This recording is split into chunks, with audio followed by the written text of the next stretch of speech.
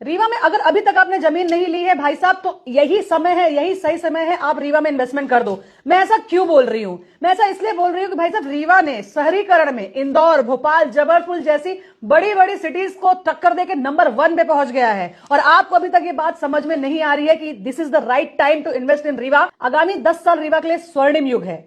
छोटा बहुत अमाउंट आप इकट्ठा करिए। मैं ये नहीं कह रही हूं कि आप मार्केट में इन्वेस्टमेंट कीजिए, आप थोड़ा आउटर भी इन्वेस्टमेंट कर लीजिए, थोड़ा बहुत ही कर लीजिए। 1000 वर्ग फीट का बजट नहीं है तो 700 वर्ग फीट खरीद लीजिए, लेकिन खरीद लीजिए, क्योंकि आगामी 10 साल में जिस तरीके से रीवा भाग रहा है, ये मैं नहीं कह रही हूं, मैं आपको नीचे प्रूफ के तौर पर लगा दे रही हूं। भैया रीवा शहरीकरण में टॉप 5 पर है, लिखा है।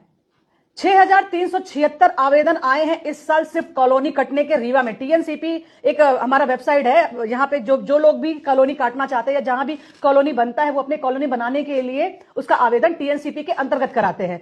तो भाई साहब 6000 से ज्यादा आवेदन पहुंचे हैं। आप समझ रहे हो ये कितनी बड़ी बात है। और इतना ही नहीं, भूमि डायवर्सन, यानी अगर आपकी कृषि भूमि होती है जो रहायशी योग्य उसको परिवर्तित किया जाता है, उसको डायवर्सन कहते हैं, उसके भी आवेदन रीवा में सबसे ज्यादा किए गए हैं। इन आंकड़ों के आधार पर ही यह माना गया है कि रीवा शहरीकरण में नंबर 1 पर है। देखो भाई, ये पूरी लिखित बात है या सत्य बात है। रीवा बहुत तेज से आगे भाग रहा है। अगर आपने सही समय पर रीवा में इन्वेस्टमेंट नहीं किया है तो भाई साहब आप फिर नुकसान में हैं आप।